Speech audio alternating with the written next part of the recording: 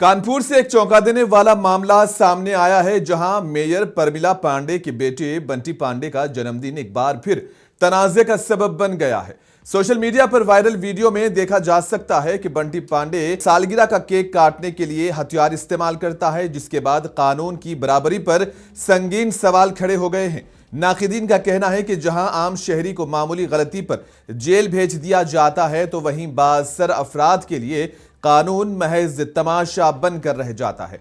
बंटी पांडे इससे पहले भी बंटी टैक्स जैसे इल्जामात और दबंग शबीह के बाइस खबरों में रहे हैं। इस वाक़े ने एक बार फिर ये बहस छेड़ दी है कि आया ये महज शौकिया हरकत है या फिर इख्तिदार के नशे का खुला मुजाहिरा। पुलिस के दोहरे रवैये पर सवाल उठ रहे हैं कि आखिर खुलेआम हथियार लहराने पर भी कोई कार्रवाई क्यों नहीं की गई है। वीडियो वायरल होने के बाद अपोजिशन और समाजी तंजीमों ने मामले की गैर जानिबदाराना जांच और जिम्मेदारों के खिलाफ सख्त कार्रवाई का मुतालबा किया है, जबकि पुलिस इंतजामिया की खामोशी कई शुकूक को जन्म दे रही है।